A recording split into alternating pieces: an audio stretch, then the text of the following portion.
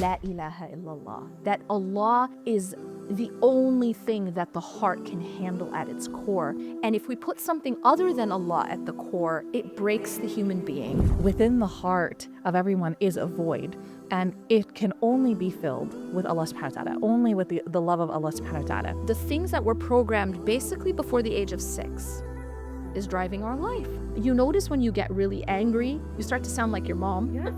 Yes. Like if you're bilingual, you will switch from the language you speak to the language your parents were speaking when they were yelling at you. That's really funny. Overthinking is underfeeling. So when someone's avoiding the difficult emotion in the body, they stay in their head. One of the fastest ways to down-regulate your nervous system, to calm the nervous system, is something called the diving reflex, which is cold water on the face. The Prophet ﷺ, I know. he MashaAllah. said, when you're angry, make wudu. Yes. See that gift that I was given. Maybe it was wealth, maybe it was status, maybe it was children, maybe it was my parents, my health. All of that is actually in order to help me, to aid me in my ultimate purpose.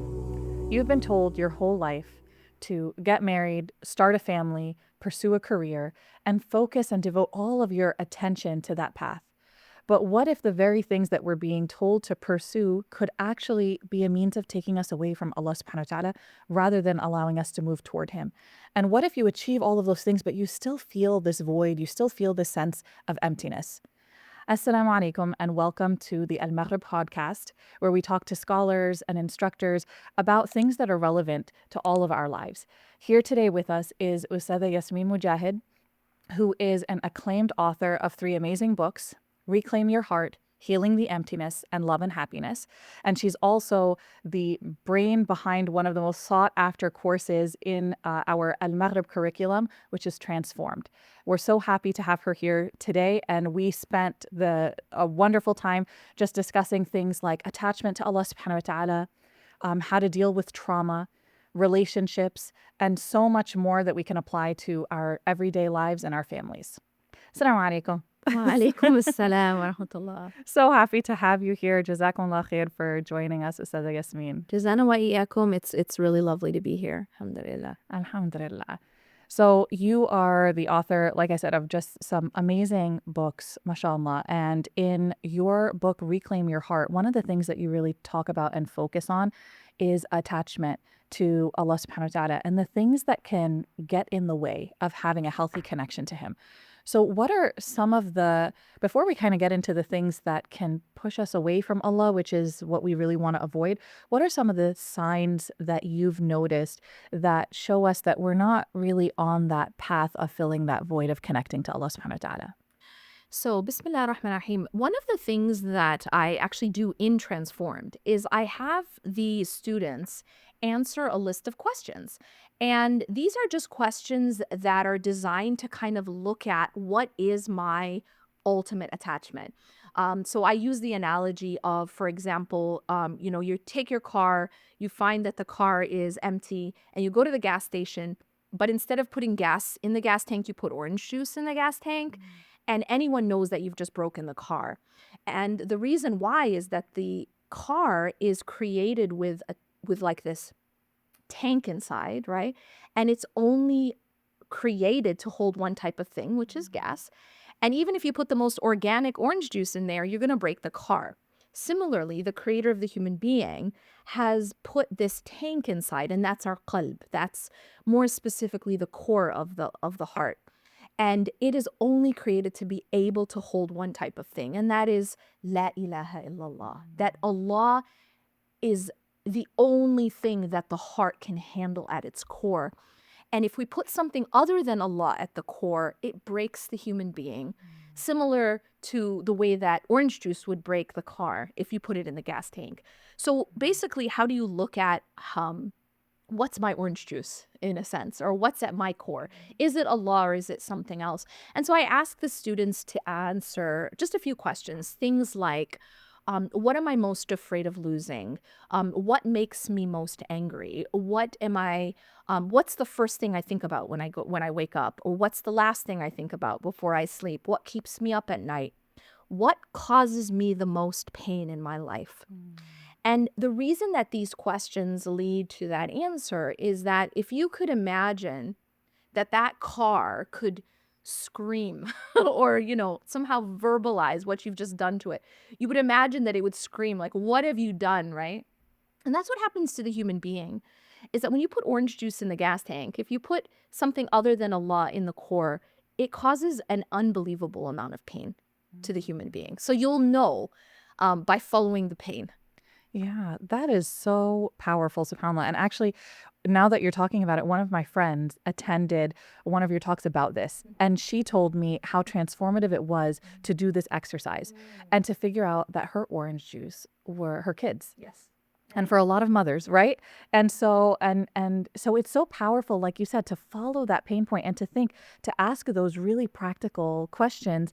And when you were talking, it reminded me of Ibn al-Qayyim, rahimahullah, and his quote, one of my favorite, all-time favorite quotes is that within the heart of everyone is a void, and it can only be filled with Allah subhanahu wa ta'ala, only with the love of Allah subhanahu wa ta'ala.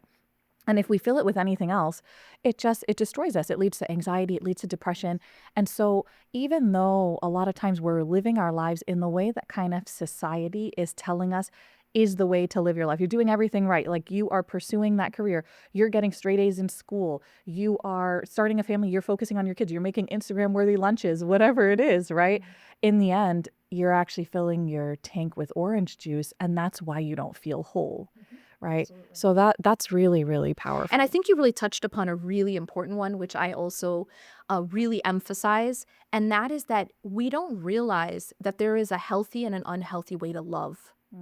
And one of the biggest aha moments of my own life, and I write about it in my books and I teach about it in Transformed, is that so often when we're taught about unhealthy attachment to dunya, or like we're taught about, don't be too attached to dunya. Often we discuss attachment to dunya in a very materialistic way only. So like money, yeah, that's dunya. Fancy cars, big houses. But what we don't talk about, and I think what is a big struggle, especially for us women, is the unhealthy attachments to people. And that was the biggest aha moment of my entire life, is that realization that my love of dunya, or hubb dunya, as we're told in the text, was actually manifested in the way I attached to other people. It wasn't about money and cars and jewelry. It was about people. And that was what was causing me the most pain in my life, is I did not have those healthy attachments. I later studied more into psychology, and I realized the connection to attachment theory, which inshallah we can talk about more later. Yeah, no, and I think that's such a powerful realization, because when you're talking about that, the first thing that comes to my mind is people pleasing. And that's something that a lot of women, it's particularly women, but men also really, really struggle with. And so striving and craving that external validation, which can end up leading us off of the path, right? Where we end up prioritizing pleasing other people instead of pleasing Allah subhanahu wa ta'ala. And so then that void gets filled in the wrong way. And so is that something that you've seen be a big obstacle for people as well? Absolutely. So when I talk about, going back to the orange juice, right? And when I tell people, okay, do you have an idea what your orange juice is, right? They start to kind of introspect and realize, okay, so for some people, it's going to be their children, as you said. For some people, it's going to be their parents, which is very interesting, because we are taught, to like birrul walidain and how big of a sin, uquq al-walid, to be to not be good to your parents. And so it becomes very confusing when a person has an unhealthy attachment to a parent, in the sense that you'll see it, for example, especially when they lose that parent, and they'll come and it's like losing their center of gravity. And that's because they took something other than Allah, even though obviously we're supposed to love our parents and be good to our parents, but they took something other than Allah and made it their anchor. And when that goes, as everything, kullu man alayha fan, right? Everything else is going to pass away except for Allah subhanahu wa yabqa wajhu rabbika dhul jalali wal ikram, is that countenance of Allah is the only thing that's lasting. So when you make your center your your parents or your children or your spouse. That's another big one, your career.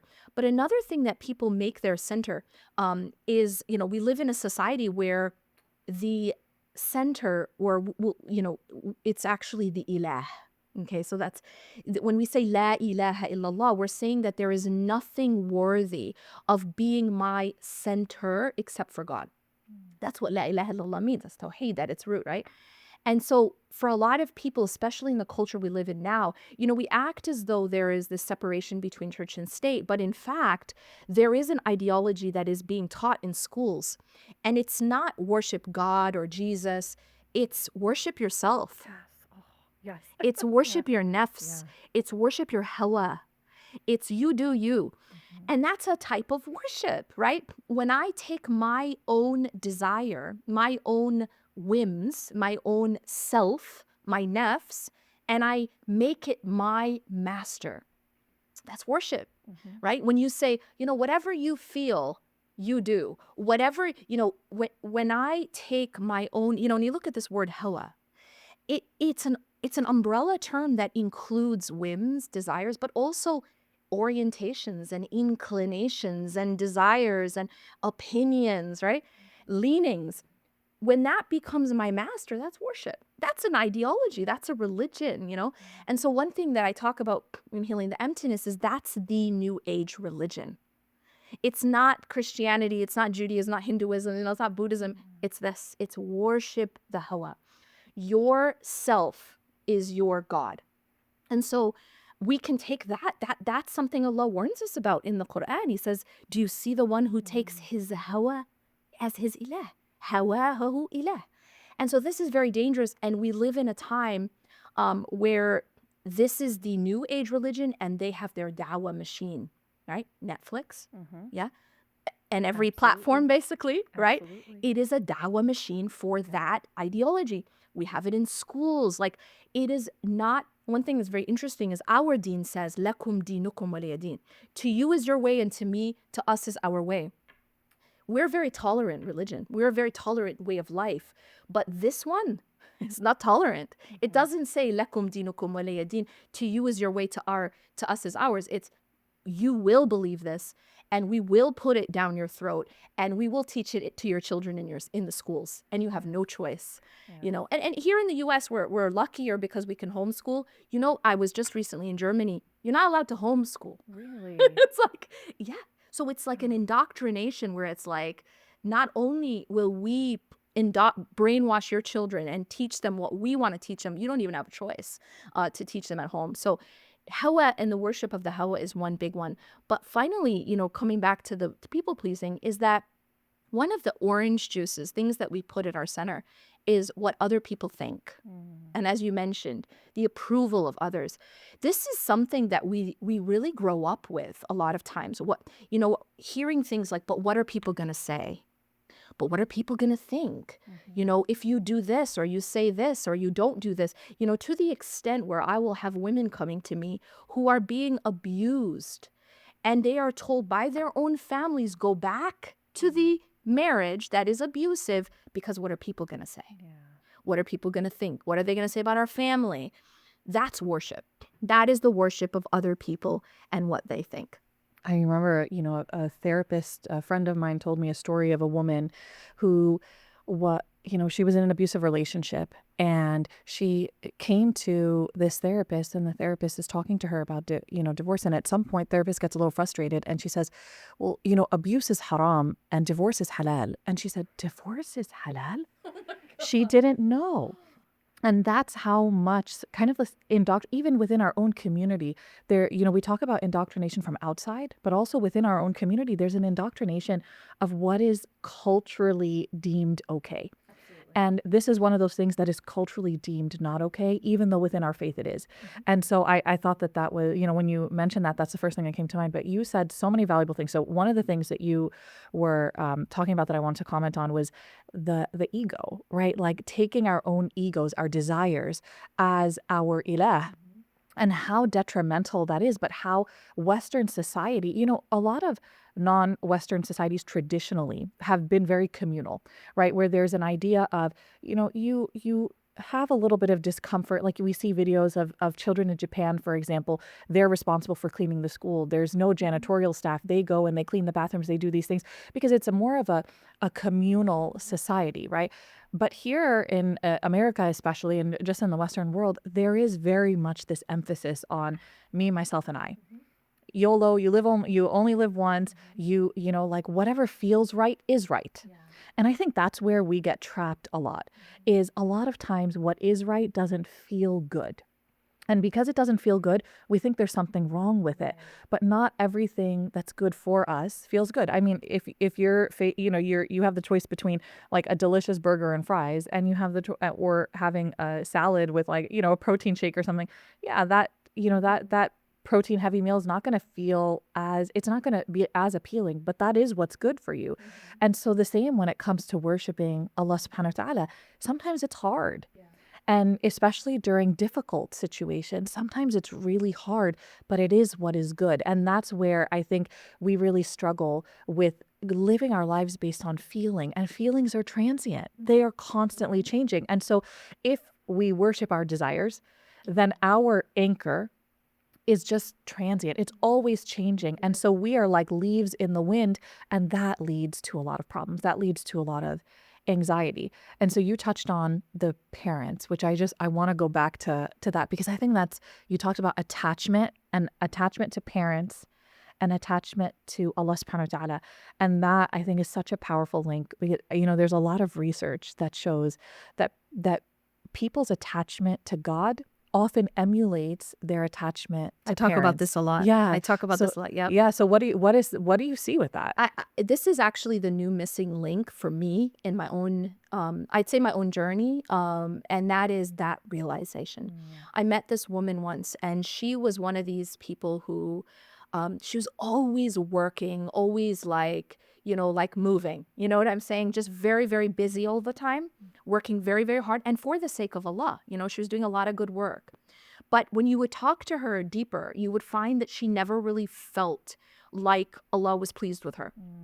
There was like that feeling of, a chicken with a head cut off, but it was never enough. And obviously we're never going to get to a point where like, Allah, like I did enough. Like there's no such thing, right? But this feeling of never being good enough for Allah, and never having, no matter what she did, it's not like Allah's pleased. And when I dug deeper, what I found is that she had a very critical father. She had a father who was never pleased. Nothing was ever good enough.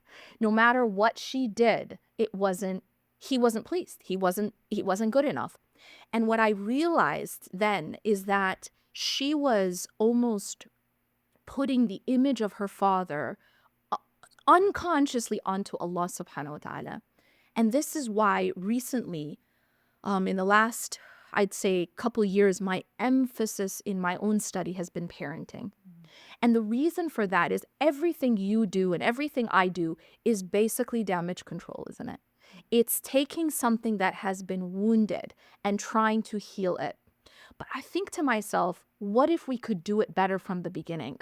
What if we didn't have to have all these fires that we're trying to put out, and then deal with the wounds that came from these fires, right? From the trauma, from the from the childhood that was not healthy. And so my focus now has been, how can we change the root?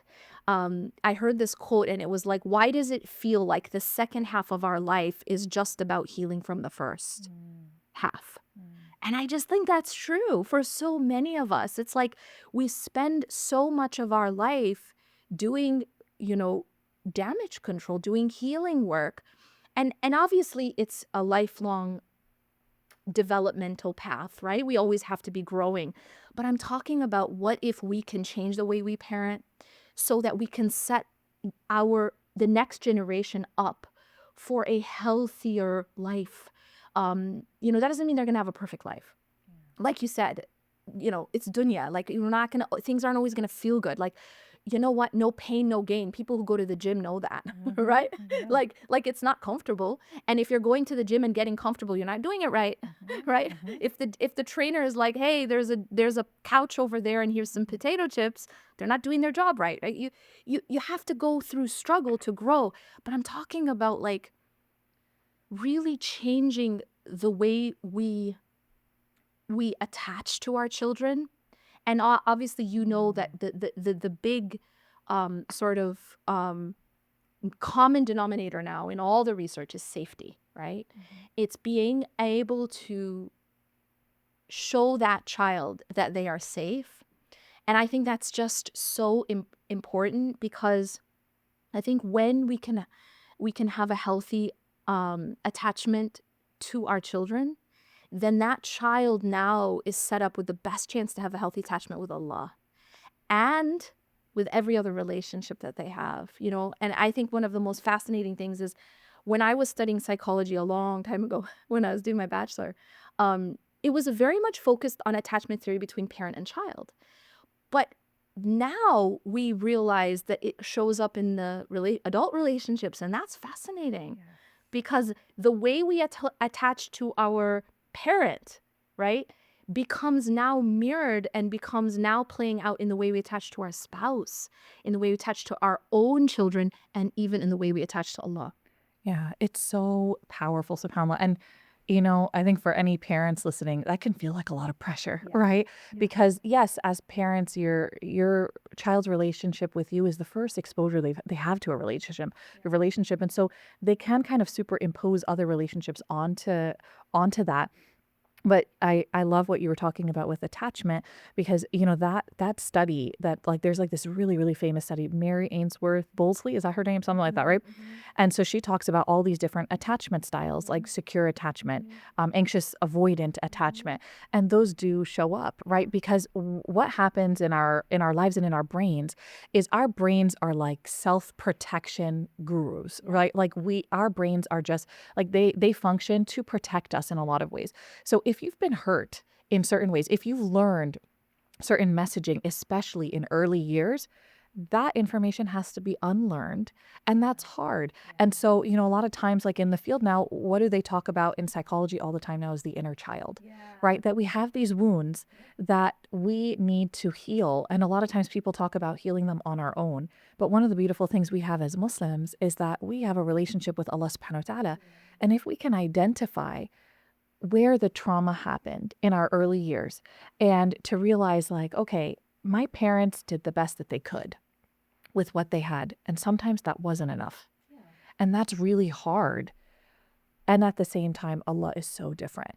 And being able to piece apart and differentiate and like getting to know Allah subhanahu wa ta'ala so that you can see how he's different from everybody else.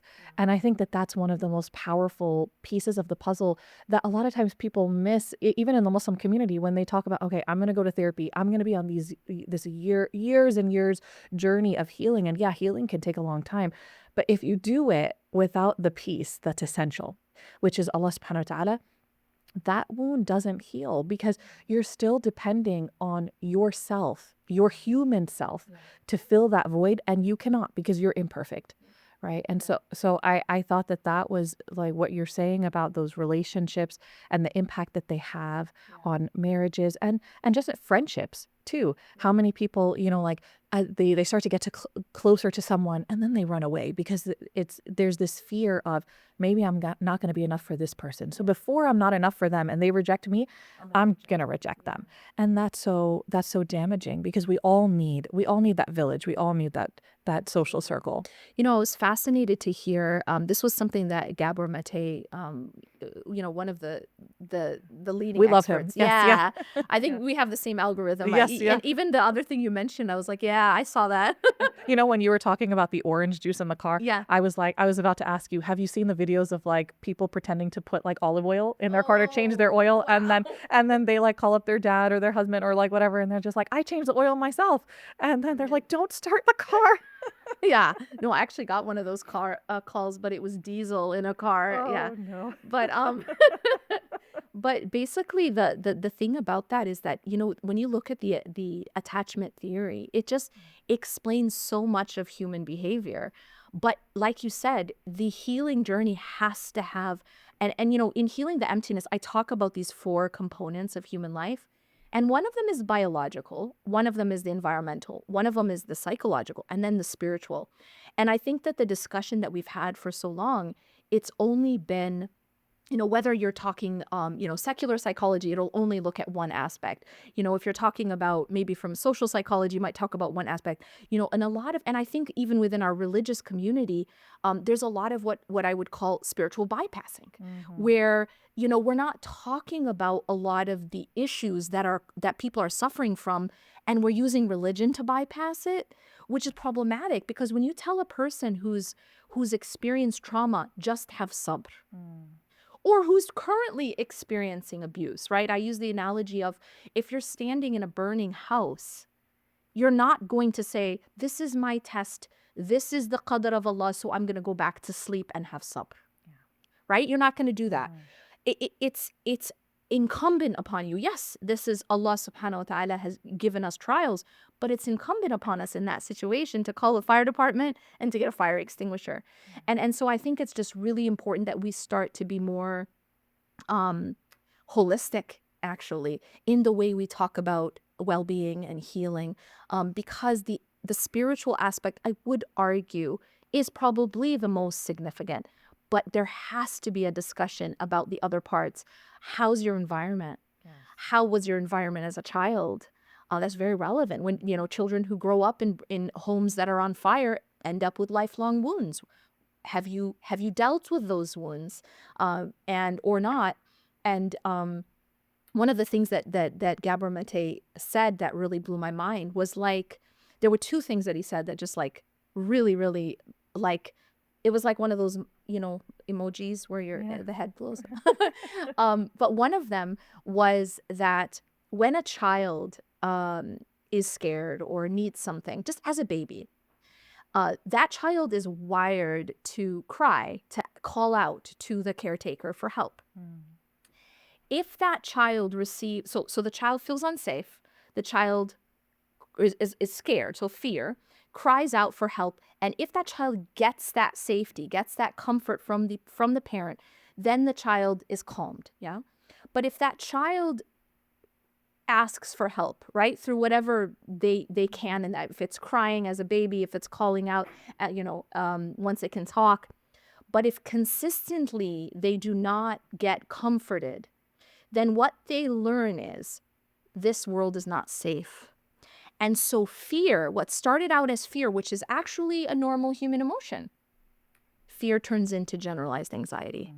And I just thought that was so fascinating, the root of generalized anxiety, because when you first have fear, it's of a specific thing. I'm afraid of the dark, or I'm afraid of a monster under my bed, or I'm afraid. And fear is natural and normal and protective. But when you realize that there is no safety because no one comes, to comfort you, then you realize that the actual world is not safe. And now your fear turns to just generalized fear, which is anxiety. It's not of just one specific thing. And I just was like, that's just really, it's really helpful to understand, because it really tells us, why do I feel anxious? It's like, why do I have this? But I'm not afraid of a specific thing. Well, it has to do with our childhood. Yeah, which makes so much sense. And one of the things that, you said, one of the things stood out to you that he talked about, one of the things stood out to me that he talked about is very similar to this, which is talking about like somebody sharing a traumatic experience with him. And then he said, well, did you share that with your parent after it happened? And she said, no. And he said, that's the trauma. That you did not feel safe enough to go and get that reassurance and that safety from somebody in your life. And that's where, people talk about trauma and they talk about it as like an experience. This happened and that's traumatic. But what it really is like some people why can two people experience the exact same thing And one has like the effect of it for the rest of their life. And then the other one is able to move past it. And because the one who's able to move past it was able to find safety afterward. And so in our lives, right, like as parents, but also just in general in our lives, as with spouses, with friends, if we find people that we can be safe with, if we can be that safety for people, that is transformative for people. It's incredible, subhanAllah. And you were talking about generalized anxiety, and I was thinking about the brain and what happens with the brain, right, is that your survival center of your brain goes into gear, overdrive, because it's just like, I need to survive. And that's the fear. The world's not safe. And that's the fear-based center. I'm going to search for everything that could hurt me. And then people wonder, why am I so pessimistic? Why is this person able to see the rain and think, oh, the plants are getting water and I'm so happy? And I'm just like, oh, like it's going to flood, or I'm going to swerve off the road, or whatever it is, right? Like, and it's because your amygdala, that part of your brain is in overdrive and it's threatened. And then you mentioned about spiritual bypassing. What happens when the amygdala is in overdrive and your survival center is in overdrive is the front of your brain that's responsible for decision making offline. So you can't make healthy decisions, and you're wondering, why can't I get up and pray? Why people say just read more Quran and you'll feel better, but I can't get myself to open it, or I can't, even when I open it, I don't feel better. And it's because that part of your brain is not online. So we have to take care of things holistically until you can feel safe, until your body is calm enough to feel safe so that your brain turns off a little bit. Yeah, a lot of those spiritual interventions are not going to be as effective. That's absolutely right. The other study that he quoted that was like mind blowing was that they looked at soldiers coming back from war, and then they looked at like one group who had PTSD, post traumatic stress disorder, and another group who didn't. They didn't show, the same type of symptoms. And they looked at what was the difference. So you got two groups of people. They both experienced the same traumatizing or traumatic event, right? Which is war. But they didn't end up the same. What was the difference? They found, and this was what really, really like made me focus on this, is that they found that the group that did not experience the symptoms of PTSD came from healthy childhoods. And the ones that did, they came from unhealthy childhoods. And he said it was even the case with Holocaust survivors. That something as traumatizing as the Holocaust or war is not affecting everyone the same based on their childhood. And that's why it's like, do you understand? And he said it's pressure on the parent. We should feel pressured because it is an amana around our neck, isn't it? It is a trust that Allah has given us. And that's why it's so important to work on ourselves as parents, healing our own unconscious programming. I was fascinated to find out that so really interesting. I've been looking at neuroscience a lot, right? And like you were saying, the way the brain works and how it's affected by trauma. But one of the things that this scientist was saying is that the vast majority of our behavior is not conscious. It's unconscious. And so we think about ourselves. I was in Europe this last summer, and Germany and stuff. People like to call themselves rational. We're rational. We're very, and they think of Americans as emotional, right? But I'm like, I know we all think we're very rational, and we just, we're very, problem solvers. But the reality is that when the amygdala, as you mentioned, is triggered, it hijacks the prefrontal cortex, and you aren't being rational at all. You're not even able to access your higher thinking and your, regulation, right? And so the vast majority of our behavior is actually dictated by something called unconscious programming. And that's so interesting, because what that means is the things that were programmed basically before the age of 6 is driving our life. And I mean, that should make us really think, because what does that say about me as a parent? What does that say about me as a spouse or as a doctor, as a teacher, or anything, when as soon as I get triggered, I become 6 years old? Right? Like I literally have the problem solving and the emotional regulation of a 6-year-old. That's a problem, right? And so it's so important. And this is why when people get angry or people feel unsafe, right?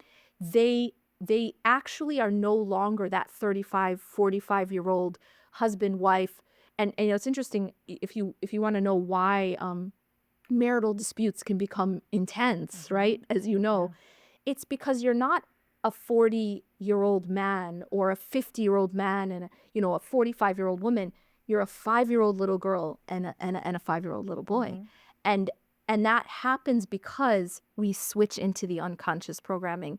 And whatever happened to us, whatever we learned through watching our parents, through modeling, through how we were treated, through what was safe when we were little, what was unsafe when we were little, that's what gets kicked in. That's what kicks in.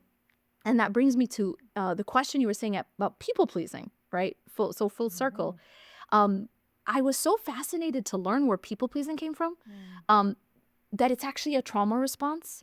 And it's the fact that when you were young, you learned that unless you keep everyone around you happy and appeased, you're not safe.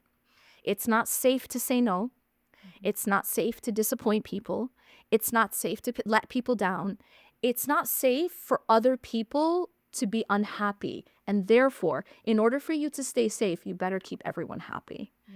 That's where people pleasing came from. And that's a relatively new addition, so when we talk Fun. about, yes, Yeah, so we fun, talk yeah. about like survival responses, and so everybody has like their Fight or own, flight. their own methodology, right? So if you're in an argument with your spouse and you're the type who's just like, I can't do this, right? I can't do this. And then you turn around, you go to your room, you close the door, and that's a flight response, right? Like you run away, you can't, like it's just too overwhelming to handle. Then there's the fight where you're the one who yells and you're just like, yes, I need to deal with this. And then, or the freeze where it's like, I don't know what to say. I'm a deer in the headlights.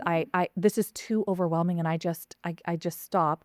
And then recently they've added fawn, which is, it's okay. I'm so sorry. Like it is all my fault and everything. And then what? But with all of these responses, nothing gets solved, because we are in that survival mode of, this is such an overwhelming situation that I just need to deal with it in a way that's going to help me survive. And you learn how to survive when you're a kid. And so for us to unlearn that. Yeah, it's a reprogramming. And it's really hard. Yeah. It takes a lot of. And one thing I explain to people is like, when you are triggered and your spouse is triggered, you're not seeing your spouse, you're seeing a lion. You're seeing like a tiger, and it's going to eat you, and in your brain, in your nervous system, that's what you're experiencing. And so you wonder why these fights get out of hand, is that both, if they're triggered, the amygdala hijacking, the prefrontal cortex offline, and now all you see, there's a tiger in front of me and it's going to eat me. So you get into your defense mechanisms, right? Your survival mechanisms. Like you said, for some people that'll be fight, yelling, screaming, violence, whatever, flight, avoidance, fawn, which is interesting because now you're trying to just appease. The example I give is like, you see a lion, fight would be to try to fight the lion. Flight would be to try to get out of there. Freeze is like, you're not moving because you're just frozen. And fawn is trying to reason with you know what? I'll buy you McDonald's, just don't eat me. That's a good one. I like that. Like you're trying to basically appease the lion. But these are all things that we learned very early in life to survive. Yeah, absolutely. And it's interesting because you said a lion or a tiger, and this is not, a lot of times people will hear that and they will register, okay, well, this person is afraid of their spouse. This is not in just abusive relationships. We're talking about regular relationships where you feel threatened because of your own history. You can have a spouse who is wonderful, who is a safe person for you, who is supportive, and this still comes up. Because it's your own histories going against each other, right? And so have you, in all of your work, what have you found to be some like helpful steps to start to or how can people start to unlearn some of these patterns that have been so ingrained in us from such a young age? Well, the first thing is awareness. So I think there's a quote, I think it's like Carl Jung or something, basically something to the effect of, until you make the unconscious conscious, it will rule your life and you'll call it fate. So basically, that's good. Yeah. And that is so good because that's what we do as Muslims, especially. We're like, it's just the qadr of Allah. Qadr of Allah. I can't do anything about. And I like to differentiate between, is it can't or won't? Yeah. Is it that you can't change things in your life, or that you're just not willing to face what's making you feel uncomfortable and do the hard work That's that's true. required, And I right? think another piece in that is something called learned helplessness. So Yes. that's very fascinating too. So one example I heard that was really interesting is like, in the circus, you have these giant elephants, right? And they are just doing what they're supposed to. But how did they get those giant elephants to do what they were supposed to? They didn't get them when they were giant. They got them when they were babies. And what they did is they tied them to like a stake. And the natural inclination of the animal is to try to get away. But when that elephant, as a baby, tried to get away, it couldn't. It tried, it couldn't. It tried, it couldn't. So it actually physically could not escape until it learned helplessness. So it learned that it is helpless, and therefore, even when in reality it grows up and it is no longer helpless, the barriers in the mind, right? So the block, as they say, the mental block, it is actually something that was learned. And this happens with human beings. So as a child in a chaotic home, as a child in a abusive home, as a child in a home that was unsafe or unhealthy, that child probably was helpless. Like what can that child do? Go and get a job or move out? No. And so that child learns, I have no power. I have no ability to do anything. But even now, once that child grows up, they are no longer helpless in reality, but it's been learned. So it's a learned helplessness that has to be unlearned. And so a big part of what I try to do is try to teach people that you are no longer helpless as you were when you were young, and that you have the ability to make a change. That's one of the biggest barriers. And so it's being conscious, and it's unlearning the learned helplessness. But part of the consciousness is to understand that I have unconscious programming, and the way that I show up in my relationships is driven by that. Because once I become conscious of that, then I can start to work on it. The problem is when it's working in the background, but I don't even realize it. I think everyone else has a problem, right? This is normal. And so I think really consciousness is a big part of it. And the other part, that really, really important piece is shame. And the thing that I spoke about this at the conference yesterday, is that so many of us, we're drowning in shame. And just to kind of define what shame is, shame basically tells you that if you're not perfect, or if you make a mistake, it's because you are intrinsically bad. You are intrinsically broken. You are intrinsically unworthy. And I cannot even emphasize how much we teach that in our culture and in our community and in our religious teachings. And I went back and I looked at what was the seerah of the Prophet. How did the Prophet deal with people who were committing sins, who were making mistakes? Like the example of the man urinating in the masjid. How did he treat him? And there was a narration where the man himself said, he never debased me. He never insulted me. Even though this man was doing something reprehensible, like urinating in the masjid, the Prophet ﷺ did not allow the companions to mistreat him. And he even said, let him finish. And I say to people, and I say to parents, imagine if that was your child. Imagine the words that would come out of your mouth. Imagine the adjectives that you would use, the tone, the behavior. What would you do to that child? And this wasn't a child, it was a grown man. It was a Bedouin. And so we look at his example. What did he do? He did not allow the companions to harm him or even insult him. He went to him, and with total respect and dignity and honor, he told him, this is not correct, right? This behavior is wrong.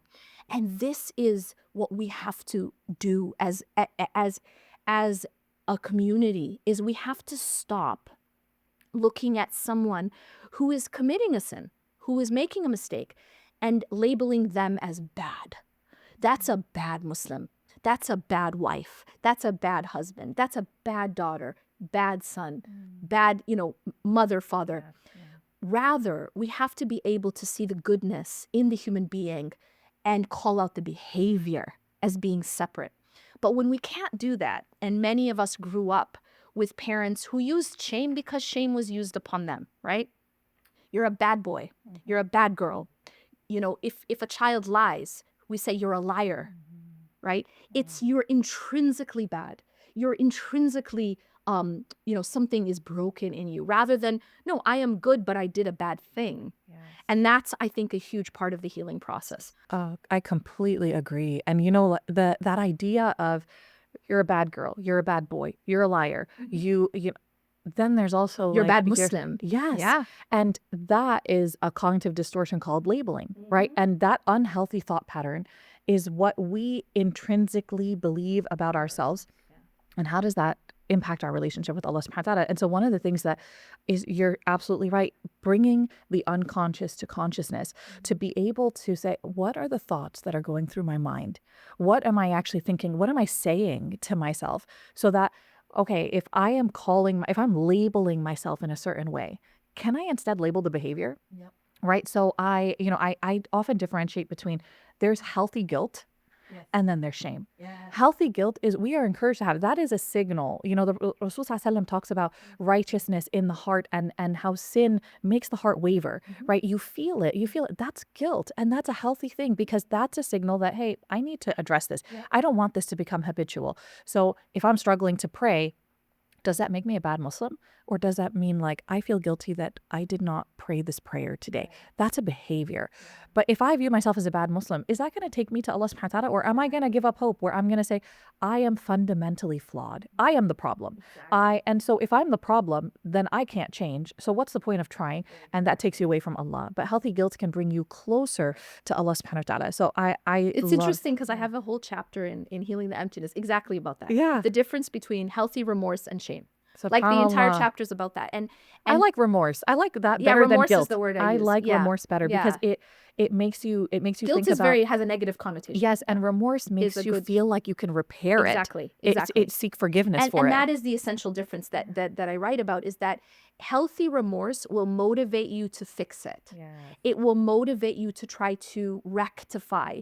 So for example, if I feel I've hurt someone and I have healthy remorse, I will try to rectify it with that person. Whereas, and you'll see this even in relationships, right? Whereas when someone is drowning in shame, they will hide from that person. Yep. Right? They'll stop Or talking they'll to them. blame, or they'll blame the Or person. too, absolutely, right? absolutely. Yeah, So it's yeah. like two defense mechanisms. Either you will, retreat, shut down, right, stonewall, or it will be like attack, defensiveness, right? But the idea here is the same works with Allah subhanahu wa ta'ala, is that if we have healthy remorse and we're able to have self-compassion, like self-compassion is one of the most essential ingredients in resilience, right? Is that I have to be kind to myself and I don't beat myself up because I'm human, but rather I try to fix the behavior. I try to rectify without hating myself. Because you see, like shame and self-hatred comes from shaitan. It doesn't come from Allah. Because when you study how Allah talks to sinners, Allah says, قُلْ يَا عِبَادِي الَّذِينَ أَسْرَفُوا عَلَى أَنفُسِهِمْ لَا تَقْنَطُوا مِنْ رَحْمَةِ اللَّهِ. He says, say, O my slave, who have transgressed against themselves. So here in this ayah, Allah is addressing sinners. He's addressing the people who are not getting it right, the people who are messing up. And what does he say? He says, لا تقنطوا من رحمة الله. Do not despair of the mercy of Allah. For Allah forgives all sins. And so this is the way Allah talks to sinners. But the question we have to ask is, how do we talk to sinners? How do we talk to our children when they mess up? How do we talk to ourselves when we mess up? And a lot of that self-talk that is very toxic, and this is something important to realize, it was inherited. The voice in our mind that beats us up when we mess up was inherited from our parents. And so this is the cycle that we have to break, and people realize is like, I know I have to do different. I've read this book and I've done this and I've watched this podcast. But when you get triggered, you're not using all that information.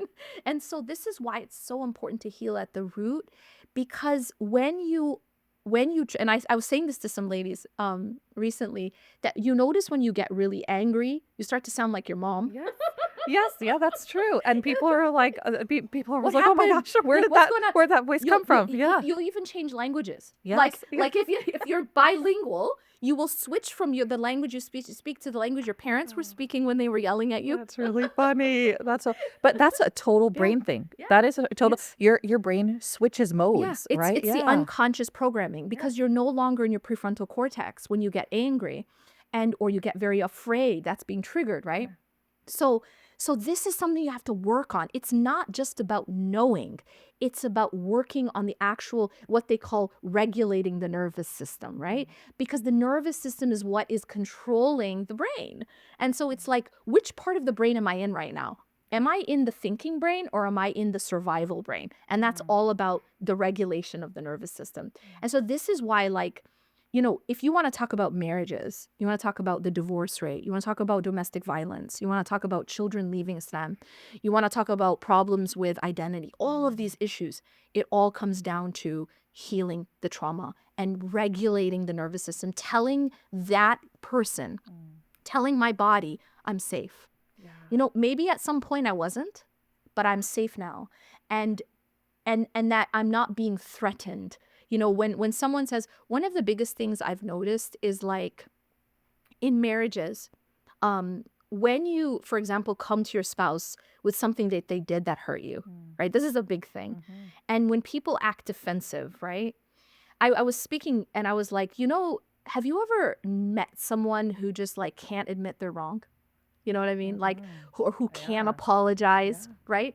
And everyone kind of looks around. Maybe they're like, whatever. They know someone. Maybe they've been told, you never admit you're wrong. You never say sorry. And I was just explaining, do you know where that comes from? That is rooted in a childhood where it was never safe to make a mistake. Because if you made a mistake, you would be debased, shamed, rejected, get the silent treatment, maybe hit, whatever it was. And so what your nervous system learned, and this is shame, is that making a mistake or admitting a mistake isn't safe. So you better not do it.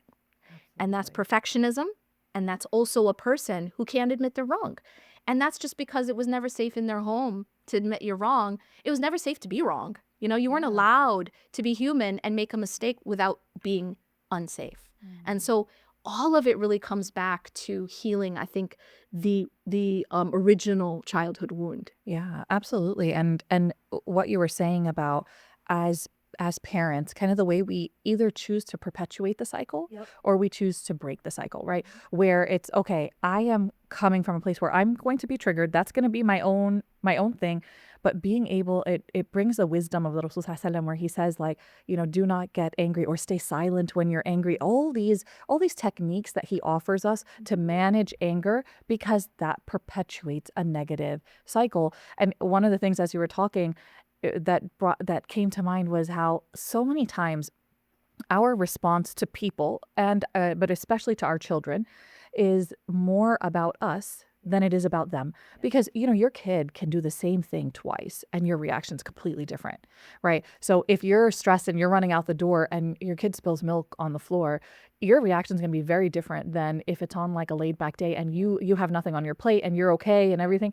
The way you're going to be triggered is going to be very, very different. And so realizing this is more about me than about the circumstance, right? It's more about what's happening internally than what's happening externally. That's why so much of the parenting advice is like, it's about regulating your own nervous system, because you will get triggered by your children and you will get triggered by your spouse. Like, that's what they're there for, but it's about regulating yourself, and that's how you do it. And that's one of the tests that we're facing. Like, that's one of the tests Allah subhanahu wa ta'ala sends what's us. fascinating is one of the, I heard, like, one of the fastest ways to down-regulate your nervous system, to calm the nervous system, is something called the diving reflex, which is cold water on the face. And I'm thinking, the Prophet sallallahu alaihi wasallam, I know. he MashaAllah, said, when you're angry, make wudu. Yes. And it's like they just figured out now that there is something that is wired in the human being called the diving reflex, where if you put very cold water on your face,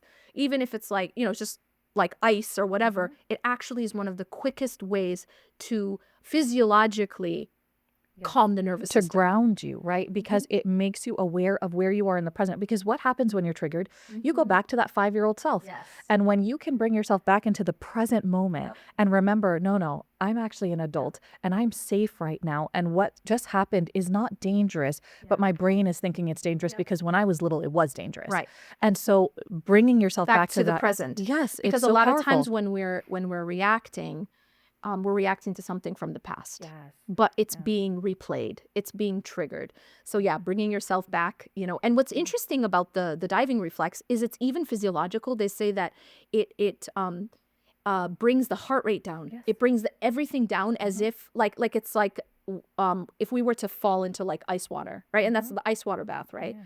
Is that it just physiologically just down regulates. Yep. So it calms you down immediately. So it's fascinating. It's incredible. And when we were talking about like the solutions to navigating this, Yes. we can't take the body out of the equation. Oh, and absolutely. More like in the like therapy field now, this Somatic, is yes. somatic techniques, body techniques, calming yourself down physically. Because a lot of times after the fact, after we calm down, we're able to tell ourselves, okay, I think I reacted. And it's actually really important is to be able to reflect back on what was actually happening for me and then do the repair. Like go and talk to your spouse about it and everything. And your children. And your children. This is a big thing. Like we grew up where parents didn't apologize to kids. Yeah. And when you don't apologize to your kids, you're modeling don't apologize. Yes. When you apologize to your child and you repair, you're teaching your child that, first of all, there is safety even when people aren't perfect. Yep. And you're modeling for them how they can repair. Yeah. It doesn't mean I'm a bad person. I made a mistake. Yeah. And you're modeling that for them. And to accept their apologies too, because that models for them that Allah is the most forgiving. Like if my parent can forgive me, right, then the most forgiving can definitely forgive me. I'm never too far from him. If my parent, who's supposed to like love me the most and can't accept like an apology for that means a Allah mistake, won't. Then how can I expect Allah to do that, right? And so, but like these physical techniques of calming our nervous system down are like a priceless part of the toolbox, because what they do is in that moment, and sometimes we can't access the ice water, right? Like we can't go, if we're driving in the car, we can't go make wudu, but then just even deep breaths. Breathing. Taking a pause, like the Rasul Sallallahu Alaihi Wasallam recommends of like, stay silent when you're angry and everything. Taking that pause, taking a breath, it calms down your nervous system. Because if you're faced, I often talk about like if you're faced with a bear in front of you, you're not going to consciously try to take a deep breath, relax your shoulders, let me deal with this calmly. No, you're going to figure out how to survive in that moment. And so when you can calm down your body, your brain registers like, okay, safe. Yes. Yeah. Yeah. It's an interesting trick because we always thought, I think this is like the new realization is that the body is where trauma is stored, that the body has to be part of the healing process. It can't happen in the head. Like it's so interesting because they say you can't think your way to healing, right? Another thing I heard that was really, really mind-blowing was that overthinking is underfeeling. Oh, I'd never heard that. That's Isn't really that, good. Isn't that such a good way to say it? That is so true. Overthinking is underfeeling. So when someone's avoiding the difficult emotion in the body, they stay in their head. It's a defense mechanism. Yes. So when you're like, I don't know why I'm such an overthinker. What are you avoiding? What emotion are you avoiding? What uncomfortable emotion are you avoiding and suppressing? And that's why people actually are hiding in their mind. So the overthinking is a way to escape. And you can somewhat control your thoughts. But you can't control like everything that's happening in your body. You can't control everything you're feeling. So that's a lot scarier to deal with. But your thoughts, you feel like, okay, I can if I make my to-do list, if I go through this and everything, there's some sense of control. But it never goes away. Nope. So that's the problem, is that it just becomes it just becomes stuck. And that's the example I give to people is like, imagine you eat like a huge rotisserie chicken and you never digest it. What happens? Like you will actually become very sick and you can die. If your body cannot digest food, you will die. Like there was this famous story that they made into a movie called Miracles from Heaven or something. It was about a little girl who she had this rare disease where she couldn't digest food. That was her only issue. And she was dying because of it. And she ended up getting cured when she fell from a tree. It's a true story. It's fascinating. That's why they call it miracle. But the point is that when you cannot digest food, you can't live. And it's the same thing with emotion. if you can't digest and process the emotion, it will make you sick. And that's why, like, recently they've done these studies right out of Stanford and stuff where they found that autoimmune disease linked to the suppression of emotion. Yep. Like, And traumatic experiences that have exactly. not been healed. Exactly. Absolutely. Yes. And even specifically, and this is a big one, that is that it was specifically linked to the suppression of healthy anger. And that's really interesting because I know that there's, and I've been really looking into, because Islamically we have all of this discussion about almost like suppressing anger. And I wanted to look into the ayahs about this, like, is it suppressing anger? And what I found, in looking into the tafsir, is it's regulating anger. It's managing anger. And that's very different than suppressing anger. It's the difference between taking that rotisserie chicken and digesting it and, processing it versus just it sitting there. Because when it sits there, that's when it becomes poisonous. And even anger is like that. And this is something, like, I remember I was in Malaysia and one of the sisters there was like, I said something about healthy anger and she goes, is there such a thing? Is there such a thing as healthy anger? Well, yeah, because anger serves a purpose. Allah created the emotion just like every emotion, even fear, right? Fear is what keeps you from doing, unwise things, right? Fear is protective, right? Anger is the same thing. It has a purpose. It's supposed to motivate us to make a change, right? If we were not angry about what was happening in Gaza or Sudan, would we do anything? Anger is there for a purpose. The problem is when it controls us and it's not processed and it's not regulated. And I think that we're told in so many of our texts, in the Quran, الْكَاظِمِينَ الْغَيْظَ, and when the Prophet ﷺ said, لَا تَغْضَبْ, right? Do not get angry. There's so much about anger. And really, it's about managing and controlling. Like the Prophet ﷺ, he said, who's the strong person, right? And the companion said, the one who can wrestle. And he said, it's the one who can control him or herself in the fit of anger. So it's not about pretending it's not there, or stuffing it down, or undigested anger, because that actually can make you sick. It's about controlling it. It's about managing it.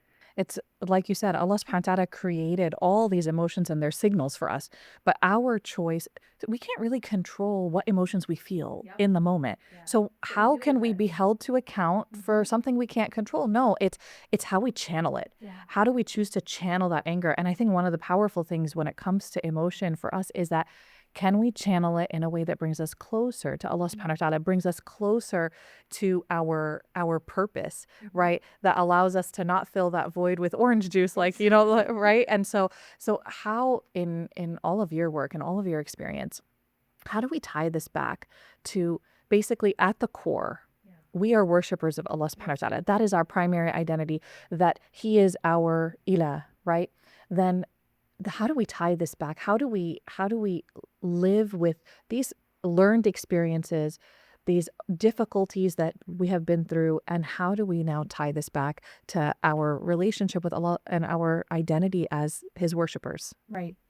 Well, honestly, it all ties back to that, right? وَمَا خَلَقْتُ الْجِنَّ وَالْإِنسِ إِلَّا لِيَعْبُدُونَ. Allah says we've not created jinn and human beings except for ubudiyya, for worship, for knowing Allah, loving Allah, getting close to Allah, being a abd of Allah subhanahu wa ta'ala. And so therefore, what that means is, if my essential purpose of my creation, right, not just my time on earth, this is not what the ayah says. It doesn't say my time on earth. It says my creation. وَمَا خَلَقْتُ, right? If the essential purpose of my creation is to be a abd to Allah subhanahu wa ta'ala, to know Allah, to worship Allah, to submit myself to Allah, then it follows that every single created experience, every single thing I've been through, every single thing Allah has made is intended to be a means to bring me to that purpose. And so what that translates in my life, in your life, is that, see that painful thing I went through? That was part of that. See that gift that I was given. Maybe it was wealth, maybe it was status, maybe it was children, maybe it was my, my parents, my health. All of that is actually in order to help me, to aid me in my ultimate purpose. And so it's a completely different way to look at the world, right? It's a completely different way to look at my experience in the world. Because if I believe, as you said earlier, these people who think YOLO, right? You only live once. If I believe that this is it, right? This 80, 90, 100 years on this earth, that's it. Nothing makes sense. Nothing makes sense. The genocides don't make sense. The injustice don't make sense. The fact this person has money, this doesn't make sense. This person has health, this one doesn't make sense. The injustice, the violence, none of it. I have to know that this life is so limited and it is such a small drop in the ocean of my existence, right? And only when I see my existence in that context, that this is just the blink of an eye in my life, in my actual existence, only then does it make sense. And if I start to understand that everything that's happened to me in my life is actually intended to bring me closer to God, and that's it. That means every gift I have is intended to be used to be closer to God. Meaning, if I was given wealth, that's the reason I was given wealth. If I was given health, that's the reason I was given health. If I was given position, then that's the reason I was given position. If I was given children, if I was given a spouse, if I was given anything, power, that's the reason I was given those things. And if I was tested, if something painful happened to me, if I lost something that I loved, that's the reason that happened. It was all to bring me back to Allah subhanahu wa ta'ala. It was all to bring me closer to my ultimate purpose. I think that ties so beautifully to how you started our podcast today, which is the idea of every single thing brings us back to Allah subhanahu wa ta'ala, takes us away from the other ilahs that we might, our desires, our false refuges, that we take refuge in these false places of comfort, whether it's scrolling through Instagram, whether it's binging on Netflix, whether it's being so reliant on, if I didn't have this person in my life, I would just I would collapse. It all brings us back to Allah subhanahu wa ta'ala and filling that void with the only thing that should fill that void, which is our connection and our dependence only on Allah subhanahu wa ta'ala. And I think that is such a powerful part of the healing journey and just our journey in this life back to Him. And it's easy to get lost, you know. It's easy to get lost in the distractions, but it's also easy to get deceived by the pain. Because, like, I'll give you an example, you know, something that a lot of people might struggle with, right? You know, I prayed istikhara, but I still got divorced. Why? Why I prayed istikhara, you know, and there's this idea that somehow istikhara, it promises a pain-free path. No, that's not what istikhara promises. If you look at the meaning of istikhara, it is asking for, اللهم إن كنت تعلم أن هذا الأمر خير لي في ديني ومعاشي وعاقبة أمري. If this thing is good for me in my deen and in my akhirah, right, in my dunya and my akhirah, فَقْدِرْهُ لِي وَيَسِّرْهُ لِي ثُمَّ بَارِكْ لِي فِيهِ, right? So make it happen, make it easy, and put blessing in it. وَإِن كُنْتَ تَعْلَمْ أَنَّ هَذَا الْأَمْرَ شَرٌّ لِي, then if it's not good for me, فَاصْرِفْهُ عَنِّي وَاصْرِفْنِي عَنْهُ وَاقْدُرْ لِي الْخَيْرَ حَيْثُ كَانَ ثُمَّ رُدِّنِي بِهِ. That if it's not good for me in my dunya and my akhirah, then take it away from me and take me away from it. Bring me what is good for me and make me pleased with it. So it is this perfect dua, by the way, begins by saying, you know and I don't know. Like recognizing you're in your lane. Like you don't know the unseen, Allah knows the unseen, right? You're not able, Allah's able. But then at the end of this, what are you really asking? You're not asking Allah, give me the path that's going to be the most pleasurable. It's not give me the path that is going to be the easiest. Or the one that's going to make me happiest. Or the one that's going to make me happiest. Yeah. It's which one is going to bring me closer to my ultimate purpose. Yes. And that is so powerful, subhanAllah. And realizing that even when things don't go the way you thought they would, that there is a purpose in that, and that ends up giving you the qualities that you would never have had otherwise that bring you closer to Allah subhanahu wa ta'ala. I think we could keep going for a very long time, but that's our time basically. And it was so wonderful just chatting with you, having this back and forth. I really, really enjoyed it. And Alhamdulillah, me too. Thank alhamdulillah, you. alhamdulillah, Jazakallah jazakallah khair khair. for being here and for sharing all of that wisdom with us and all of those really practical ideas that we can take into our lives. Jazakallah khair. Jazakallah khair. Thank you so much.